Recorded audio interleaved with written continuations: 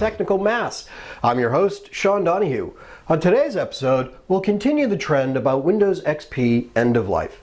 Previously, we had talked about making the user agnostic to the underpinning applications and operating systems, so that whether it was a physical install of the operating system, a virtual hosted session of the operating system, or whether the applications were physically installed or hosted virtually or streamed virtually, that technology didn't matter to the user because they were always in a consistent look and feel and immediately productive because their settings, apps, data, printers, everything that makes the user followed the user on demand, regardless of the underpinning technologies.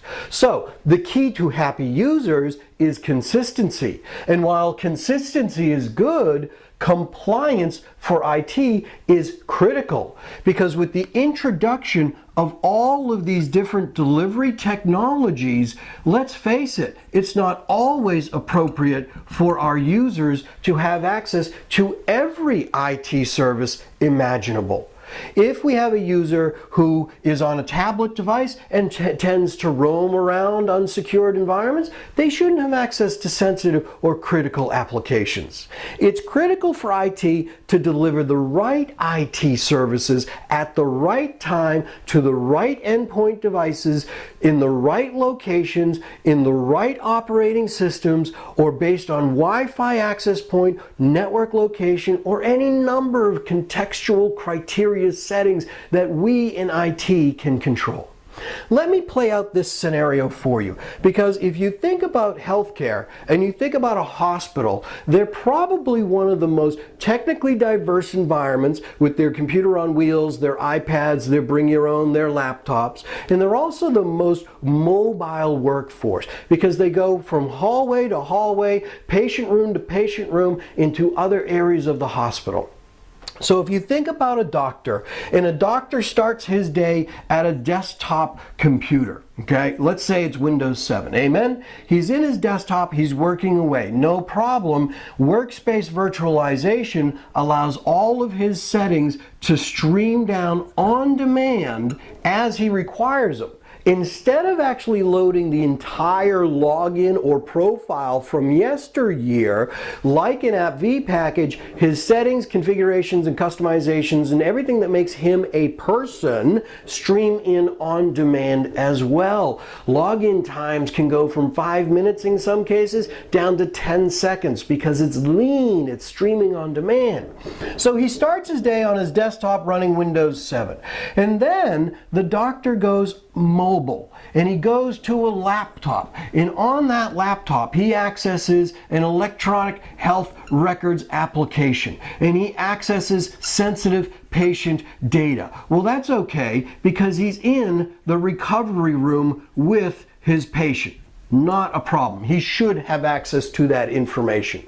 But as that doctor wanders around and now he moves to a hosted desktop on a tablet device, that doctor starts to wander through the corridor or wander through the hallways of that hospital. RES Workspace Manager can actually detect by a number of contextual elements. Let's say, for example, it's his Wi-Fi hotspot that keeps changing.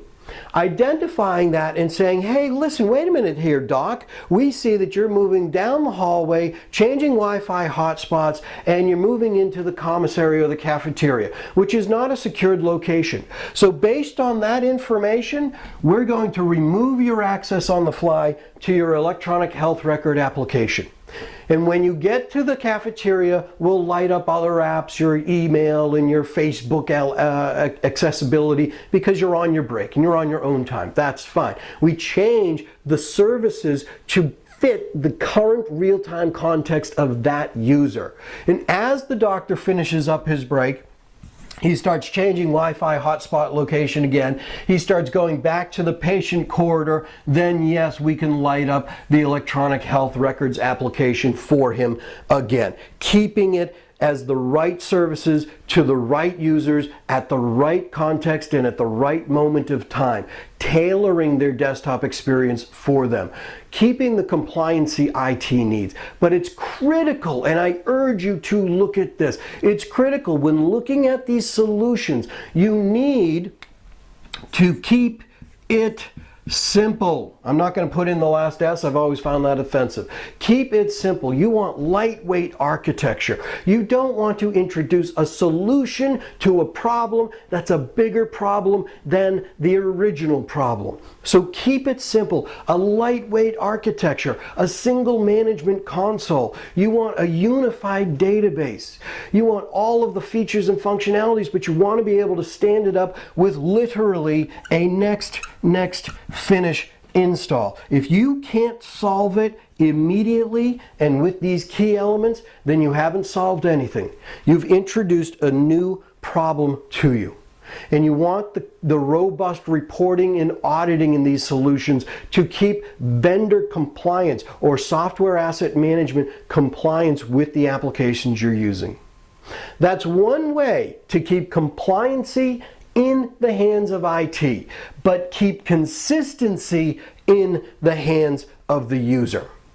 That's it for this edition of the Technical Mass. I'm Sean Donahue. Join us on the next episode of the Technical Mass. Thank you and have a great day.